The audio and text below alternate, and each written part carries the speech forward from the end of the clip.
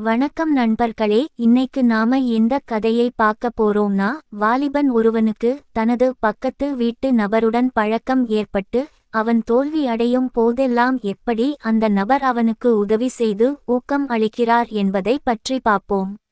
மேலும் இதுபோல் கதையை பார்க்க இந்த சேனலை சப்போர்ட் பண்ணுங்கள். இந்த கதை உங்களுக்கு பிடித்து இருந்தால் லைக் அப்புறம் சப்ஸ்கிரைப் பண்ணுங்கள். சரி, நாம் நம் கதைக்குள் செல்வோம்.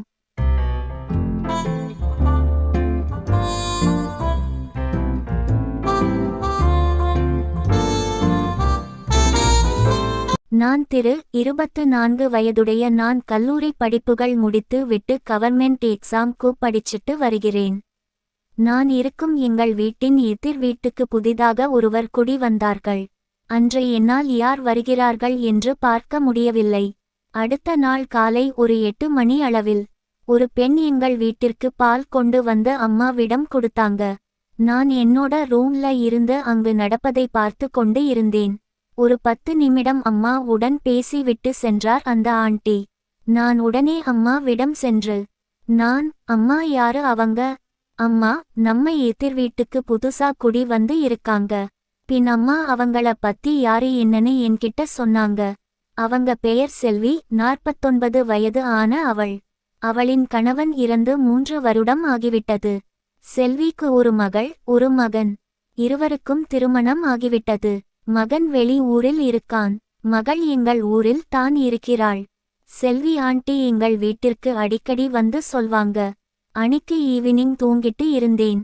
அம்மா, டேய் எந்திரி, புதுசா வந்த ஆண்டி வீட்ல லைட் மாட்டணும், கொஞ்சம் போய் ஹெல்ப் பண்ணுடா. நான் இருமா, கொஞ்ச நேரம் தூங்கிட்டு போறேன் என்றேன். அம்மா என்னிடம் இப்போ போறியா இல்லையா என்று மிரட்டினார். நான் போறேன் என்று சொல்லி எந்திரிச்சு ஃபேஸ் வாஷ் பண்ணிட்டு ஆண்டி வீட்டுக்கு போனேன். ஆண்டி கூப்பிட்டேன். ஆண்டி, யாரு அது? ஆண்டி, நான் அம்மா லைட் மாட்டிட்டு வர சொன்னாங்க. ஆண்டி, உள்ள வந்து உட்காரு பா தம்பின்னு சொன்னாங்க. நானும் உள்ள போய் சோஃபால உட்கார்ந்தேன். அப்ப ஆண்டி உள்ள இருந்து நடந்து வந்தாங்க. ஆண்டி, எங்க லைட் மாட்டணும். ஆண்டி, உள்ள பெட் ரூம்ல மாட்டணும் தம்பி. ஆண்டி வழி காட்ட நானும் ஆண்டியும் பெட் ரூம் போனோம். நான் டேபிள் மேல ஏறினேன். அப்ப ஆண்டி எனக்கு பல்ப் எடுத்து கொடுத்து ஹெல்ப் பண்ணாங்க. நானும் பல்ப் மாற்றிவிட்டு கீழே இறங்கி, ஆண்டி நான் போயிட்டு வரேன் என்றேன். ஆண்டி, இரு தம்பி, டீ குடிச்சிட்டு போலாம். இல்ல ஆண்டி, வேணா, நான் டீ குடிக்க மாட்டேன். ஆண்டி, சரி அப்போ இருப்பா, நான் ஜூஸ் எடுத்துட்டு வரேன், நீ உட்காரு. நான் போய் சோஃபால உட்கார்ந்தேன். அவங்க கிச்சன்ல இருந்து ஜூஸ் கொண்டு வந்து கொடுத்துட்டு அவங்களும் சோஃபால உட்கார்ந்தாங்க. ஆண்டி, தம்பி ஒர்க் பண்றியா? இல்ல ஆண்டி, கவர்மெண்ட் எக்ஸாம்க்கு படிச்சிட்டு இருக்கேன். அவங்க அப்படியா, சரிப்பா, நல்லா ப்ரிப்பேர் பண்ணு என்றாள். நானும் சரி ஆண்டி, தேங்க்ஸ் என்றேன். ஜூஸ் குடிச்சிட்டு ஆண்டி நான் போயிட்டு வரேன்னு சொல்லிட்டு என் வீட்டுக்கு வந்துட்டேன். அப்படியே சில மாதங்கள் ஓடின. ஒரு நாள் எங்க வீட்ல யாரும் இல்ல. அப்பா ஆண்டி வந்தாங்க. நான் ரூம்ல விளையாடிட்டு இருந்தேன். ஆண்டி தம்பி திருன்னு கூப்பிட நான் ஆண்டி வாய்ஸ் கேட்டதும் லேப்டாப் ஆஃப் பண்ணிட்டு ஹால்க்கு வந்தேன். ஆண்டி, தம்பி, இந்த பேப்பர் போட்டோ எடுத்து இந்த நம்பருக்கு அனுப்பணும் தம்பி. என் போன்ல கேமரா சரி இல்ல, அதனால உன் போன்லந்து எடுத்து அனுப்புன்னு சொன்னாங்க. நானும் ஆண்டியும் சோஃபால உட்கார்ந்தோம். நான் பேப்பர் எல்லாம் என் போன்ல போட்டோ எடுத்துட்டு இருந்தேன். எடுத்துட்டு போட்டோ எல்லாம் சென்ட் பண்ணிட்டு நானும் ஆண்டியும் கொஞ்ச நேரம் பேசிட்டு இருந்தோம். நான் ஆண்டியை பற்றி கேட்க அவள் பதில் அளித்தார். அவரும் என்னை பற்றி கேட்டார். அப்படியே பேச்சு போக அவங்க என்னிடம் யாரையாச்சும் லவ் பண்றியா என்று கேட்டார். இல்ல ஆண்டி, எனக்கு யாரையும் பிடிக்கல, அதுவும் இல்லாம எனக்கு டைமும் இல்ல, நான் ஜாலியா வெளியே போய் பல மாசம் ஆகுது என்றேன். அப்படியே எங்கள் பேச்சு நக்கலும் நையாண்டியுமாக மாறி அவள் சிரித்து கொண்டு இருந்தாள். அவள் வெக்கத்தோடு என்னை அடித்தாள். சரி, நான் போயிட்டு வரேன். சீக்கிரமா எக்ஸாம்ல பாஸ் ஆகிட்டு எனக்கு ட்ரீட் கொடு, ஓகேவா என்று சொல்லிட்டு போனாங்க. அடுத்த நாள் மாலை 6:30 இருக்கும் ஒரு புது நம்பர்ல இருந்து கால் வந்துச்சு. ஹலோ, யாரு? செல்வி. நான் தான் செல்வி ஆண்டிப்பா. ஆண்டி, நீங்களா? சொல்லுங்க ஆண்டி. ஆண்டி, கொஞ்சம் வீட்டுக்கு வரியா, லைட் மாத்த எனக்கு ஹெல்ப் பண்ணுப்பா. நான் ஆண்டி வீட்டுக்கு போனேன். ஆண்டி கிச்சன்ல இருந்தாங்க. நானும் கிச்சன் போனேன். நான், ஆண்டி லைட் எங்க மாத்தணும். ஆண்டி, இப்ப லைட் எரியுது பா, வேணா விடு. நான், சரி ஆண்டி நான் போயிட்டு வரேன். ஆண்டி, வீட்டுக்கு போய் என்னடா பண்ண போற? எனக்கும் தனியா போர் அடிக்குது, கொஞ்ச நேரம் இருந்துட்டு போ. நான், சரி ஆண்டி. என்ன சமையல் செய்றீங்க? ஆண்டி, மாங்கா முருங்கைக்காய் குழம்பு பா. நான், சூப்பர், எனக்கு ரொம்ப பிடிக்கும் ஆண்டி. ஆண்டி, பார்த்தாலே தெரியுதுப்பா. நான், ஆண்டி ஏதாவது ஹெல்ப் வேணுமா? ஆண்டி, எனக்கு மேல இருக்க மசாலா பாக்ஸ் கொஞ்சம் எடுத்து கொடுப்பா. நான் மேல இருக்க பாக்ஸ் எடுத்து கொடுத்தேன். நான், வேற ஏதாவது பாக்ஸ் எடுக்கணுமா ஆண்டி? ஆண்டி, இல்ல போதும்பா என்று சிரிச்சுட்டே சொன்னாங்க. ஆண்டி சமைத்த பின்பு வாப்பா சாப்பிடலாம் என்றாங்க. நானும் சாப்பிட்டு விட்டு உங்க சமையல் சூப்பரா இருக்கு என்றேன். அவங்க தேங்க்ஸ் என்று சொன்னாங்க. கொஞ்ச நேரம் பேசிட்டு அங்க இருந்து நான் கிளம்பி வந்துட்டேன். அப்படியே கொஞ்ச நாட்கள் பேசி கொண்டு இருக்க, அப்படியே நாங்கள் நண்பர்கள் போல பழகி பேசி கொண்டு இருந்தோம். ஒரு நாள் கால் பண்ணி படத்துக்கு போகலாம் வாப்பா என்றாள். நான், என்னது படத்துக்கா என்றேன். ஆமாப்பா, நீ தான் வெளியே போய் ரொம்ப நாள் ஆச்சுன்னு சொன்னல, சரி அதான் உன்னை கூப்பிட்டு போகலாம்னு. அதுவும் இல்லாம எனக்கும் போர் அடிக்குது, கூட வெளியே போக யாரும் இல்ல. அதனால தான் உன்கிட்ட கேட்டேன். நான், சரி வரேன் ஆண்டி, எனக்கும் கொஞ்ச நாள்ல எக்ஸாம் வேற வரப்போது, வெளியே போனா கொஞ்சம் மைண்ட் ஆச்சு ரிலாக்ஸ் ஆகும் என்றேன். அவங்க கிட்ட எப்ப ஆண்டி ஷோ என்று கேட்க, நூன் ஷோப்பா, மறக்காம இருன்னு சொன்னாங்க. நான், நீங்க சொன்னா நான் மறப்பனா என்றேன். பின் கொஞ்ச நேரம் கழித்து படம் பார்க்கச் சென்று அப்படியே வெளியே சாப்பிட்டு வீட்டுக்கு வந்தோம். வரும் வழியில் ஆண்டியிடம் நாம படத்துக்கு போனது அம்மா கிட்ட சொல்லாதீங்க என்று கூறினேன். ஏன்பா, என் கூட வெளியே போக கூடாதுன்னு சொன்னாங்களா? அதெல்லாம் இல்ல ஆண்டி, எனக்கு எக்ஸாம் வர்றதால நான் வெளியே எங்கேயாச்சு போனா அம்மா என்ன எக்ஸாம் டைம்ல எங்க போய் ஊர் சுத்திட்டு வர என்று பயங்கரமா திட்டுவாங்க. அம்மா உன்ன ரொம்ப திட்டுவாங்களா என்று கேட்டாள். ஆமாங்க, ஏன்னா இதான் என்னோட லாஸ்ட் சான்ஸ், இதுல பாஸ் ஆகலனா எனக்கு பிடிக்காத வேலைக்கு போக சொல்லிடுவாங்க என்றேன். சரி, நான் சொல்ல மாட்டேன், கவலைப்படாம இரு என்று கூறினார். நான் வீட்டுக்கு வரும்போது அம்மா வெளியவே நின்னுட்டு இருக்க, நினைத்த மாதிரி இங்க போயிட்டு வர என்று கேட்டாங்க. நான், சும்மா தான்மா என்றேன். சும்மா தான்னா என்னடா என்று கேட்டாங்க. அப்போ ஆண்டி அங்கு இருந்து வந்து, அக்கா திருவ திட்டாத்தீங்க, நான் தான் திருவ கூப்பிட்டேன். நான் ஒரு இடத்துல மாட்டிக்கிட்டேன், காசு எடுத்துட்டு போக மறந்துட்டேன், யார கூப்பிடுறதுன்னு தெரியல, அதான் திருவ ஹெல்ப்க்கு கூப்பிட்டேன் என்று கூறினார். ஓ, இதான் விஷயமா? ஏன்டா இத முதலையே சொல்ல வேண்டியது தான? இத சொல்றதுக்கு எதுக்கு தயங்குறை என்று கூறினார். நான் உள்ள போயிட்டேன். அம்மாவும் ஆண்டியும் எதையோ பேசிக் கொண்டு இருந்தார்கள். இன்னும் சில நாட்களில் எனக்கு எக்ஸாம் வருவதால் நான் மும்முரமாக படித்து கொண்டு இருந்தேன். நான் எக்ஸாம் சரியா பண்ணல.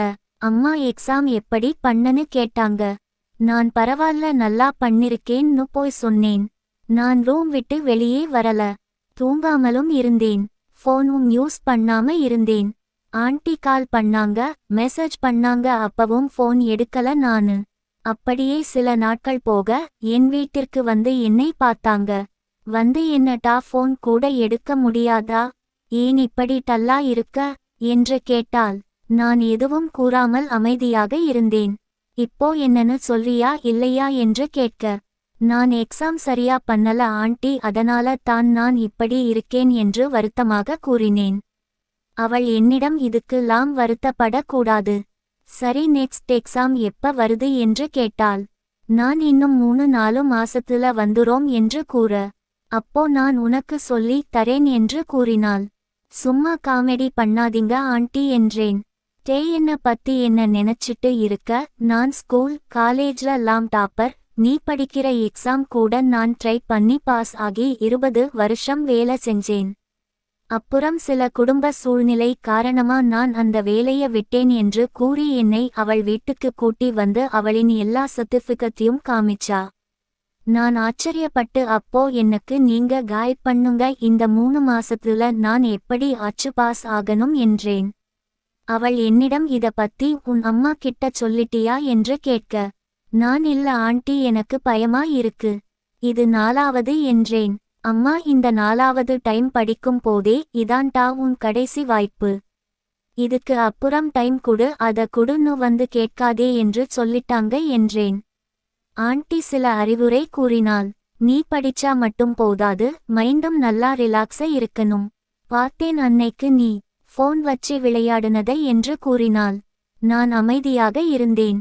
அவள் என்னிடம் ஃபோன் வச்சு விளையாடுவத விட நேர்ல விளையாடுனா தான் மைண்டும் ரிலாக்ஸா இருக்கும், தூக்கமும் வரும், நல்லா படிச்சதும் ஏறும் என்று கூறினாள். எங்கூட விளையாடலாம். யாரும் இல்ல ஆண்டி. சரி, அப்போ என் கூட விளையாடு என்றாள். நீங்க நிஜமா தான் சொல்லுறீங்களா, இல்ல சும்மா என்னைய வச்சு காமெடி பண்றீங்களா என்று கேட்டேன். என்னைய பார்த்தா காமெடி பண்ற மாதிரி இருக்கா என்று கூறி விளையாட ஆரம்பித்தாள். நானும் அப்படியே விளையாட ஆரம்பித்தேன். கொஞ்ச நேர விளையாட்டுக்கு பின் நான் இத்தனை நாளா தூங்காததால விளையாடி நல்லா தூங்கி விட்டேன். அங்கேயே மதியம் உணவு சாப்பிட்டு மீண்டும் ஆண்டியுடன் பேசி விளையாடி கொண்டு இருந்தேன்.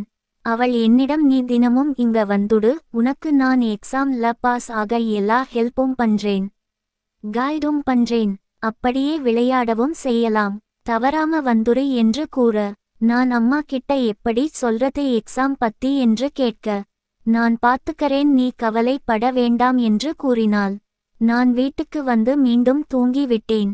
மாலை தூங்கி எழுந்துருச்சு ரூம் விட்டு வெளியே வந்தால் அங்கு அம்மாவும் ஆண்டியும் எதையோ பேசிக் கொண்டு இருக்க, நான் வந்ததும் இருவரும் என்னை பார்த்து கொண்டு இருக்க, அம்மா திடீரென டேய் எக்ஸாம்ல ஒழுங்கா பண்ணலையா, இத சொல்லி தொலைய வேண்டியது தானே என்று திட்டினார். நான் எதுவும் பேச முடியாமல் அமைதியா இருந்தேன். இங்க பாரு ஆண்டி ஏதோ சொல்றாங்க, அவங்க உன்னை பாஸ் பண்ண வைக்கிறேன்னு சொல்லிருக்காங்க, அவங்க தான் உனக்கு இன்னொரு வாய்ப்பு தர சொல்லி சொன்னாங்க, அடுத்த எக்ஸாம்ல மட்டும் நீ மட்டும் பாஸ் ஆகலனா இந்த வீட்டையே விட்டு வெளிய போகி வேற எங்கேயாச்சு தான் நீ வேலை பார்க்கணும் என்று கூறினார். நானும் சரி என்று கூறி என் ரூமுக்குள் சென்றேன்.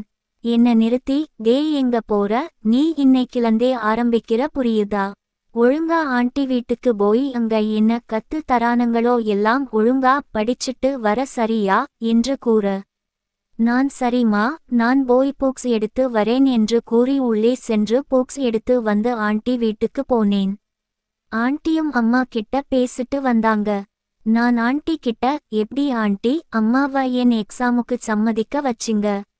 ஆண்டி, சொல்ல வேண்டியத சொன்னேன், அவங்களும் புரிஞ்சுக்கிட்டாங்க.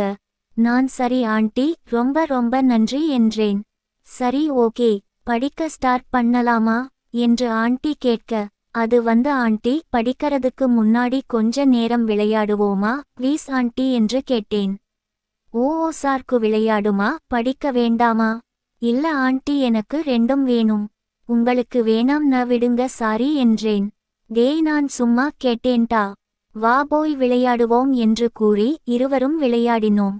அப்படியே அந்த 3 மாசம் ஆண்டியுடன் படிப்பு விளையாட்டு என்று போய் கொண்டு இருக்க, நானும் எக்ஸாம்ல பாஸ் ஆகி என் அம்மாவிடமும் ஆண்டியிடமும் கூறி சந்தோஷப்பட்டேன்.